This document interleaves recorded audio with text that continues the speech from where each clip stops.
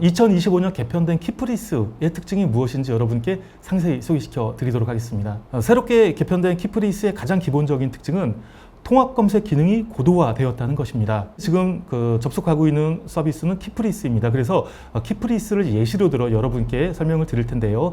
키프리스 초기 화면에 보이는 것이 검색란입니다. 여기에 키프리스를 입력을 하고 검색을 실행하면 보시다시피 특허 실용실안 그리고 상표에서도 국내 사건 또 해외 사건까지 한 번에 검색 결과가 나오는 것을 확인할 수 있습니다. 나아가서 심지어 논문이나 인터넷 기술 공제와 같이 기타 문헌까지 검색 결과로 나오다 보니까 여러분들은 키프리스의 단 한 번의 조회로 다양한 정보를 모두 확인할 수 있는 그런 특징이 생겼습니다. 키프리스의 다음 개편된 특징으로는 이용 편의 및 가독성을 높이기 위한 화면 인터페이스라고 할 수 있겠습니다. 키프리스를 검색을 했을 때 상표 검색 결과로는 12건이 나옵니다. 12건의 검색 결과를 한번 살펴보겠습니다.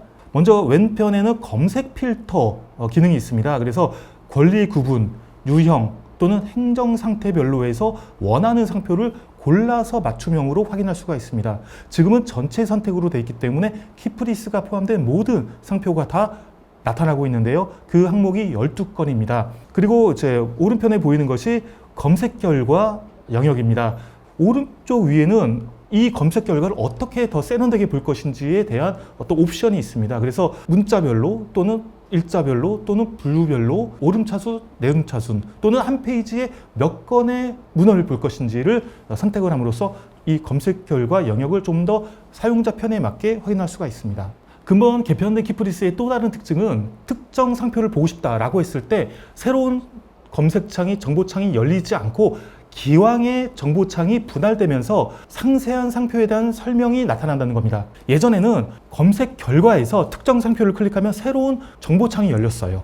그래서 이 정보창을 내용을 다 보고 나서는 X박스를 눌러서 다시 검색 결과를 확인하고 다른 상표를 보는 식이었는데 이것이 번거로웠다는 것이죠. 그래서 이번 개편된 키프리스는 하나의 정보창에서 특정 상표를 클릭을 하면 이 화면이 분할이 되면서 새로운 정보 영역이 생성이 돼서 하나의 화면에 모든 정보를 한눈에 볼 수 있도록 한 것이 특징입니다. 검색 결과 영역에서 클릭을 하게 되면 화면이 3분할이 됩니다. 그래서 중간 영역에는 상세 정보 영역으로 그 상표에 대한 상세한 내용이 나옵니다. 오른편에는 상세 표장 영역으로서 이 상표의 상세한 표장이 나타납니다. 이렇게 3분할된 화면을 통해서 한눈에 모든 정보를 볼 수 있기 때문에 사용자에게는 아주 좋은 편의성을 제시하고 있죠. 그런데 이렇게 하나의 화면이 3개 영역으로 분할되다 보니까 단위 영역은 상대적으로 공간이 협소해져서 좀 작게 보이는 단점이 있습니다. 키프리스에서는 이걸 해결하기 위해서 아주 쉬운 인터페이스를 또 제공을 했습니다. 이 부분 유심히 보시면 좋겠습니다. 보시면 왼편에 있는 검색 영역 위에 화살표가 있습니다. 이 화살표를 누르면 검색 영역이 없어집니다. 잠시 숨어지는 거죠. 그럼으로써 중간에 있던 상세 정보 영역과 표장 영역이 두 영역만 크게 나타남으로써 더 크게 이 내용들을 확인할 수 있습니다.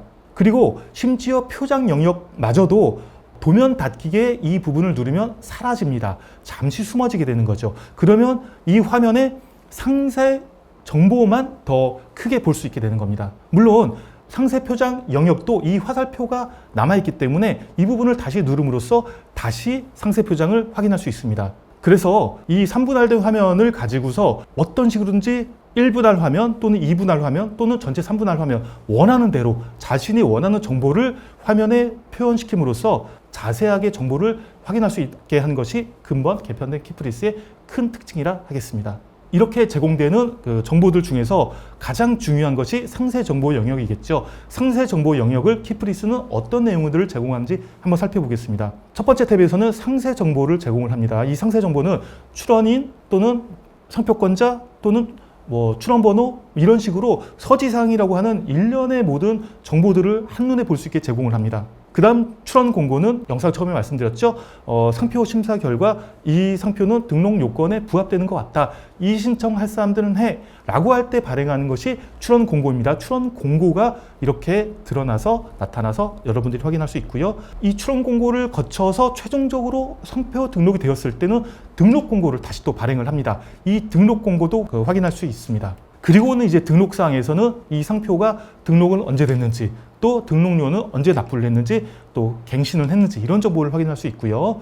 또 중요한 것은 통합행정정보가 제공이 됩니다. 통합행정정보에서 이 상표가 어떤 이력을 통해서 출원부터 등록이 됐는지 확인할 수 있고, 중요한 것은 이 통합행정정보에서는 심사관이 제시한 의견 제출 통지, 그리고 출원인이 제시한 의견서 내용까지 이 항목에서 확인할 수 있다는 것입니다. 새로이 개편된 키프리스의 또 다른 특징은 분류 결과를 시각화를 해서 연도별로 현황을 파악할 수 있다는 것입니다. 이게 말이 조금 어려운데요. 좀 더 이제 화면을 통해서 여러분께 보여드리겠습니다. 검색 결과를 보면 여러 가지의 상표들이 검색 결과로 나오지 않습니까? 이 검색 결과들이 어떠한 현황을 가지고 있는지를 쉽게 파악할 수 있는 겁니다. 위에 보면 결과 분류 통계라는 칸이 있는데요. 여기를 누르시면 됩니다. 여기를 누르면 지금 검색 결과가 연도별, 유사군별, 상품 분류별, 출원별로 일목요연하게 인포그래픽으로 제시되고 있습니다. 그래서 이 검색 결과들이 어떠한 추세로, 어떠한 흐름으로, 어떠한 통계로 출원되고 있는지를 한눈에 파악할 수 있는 것도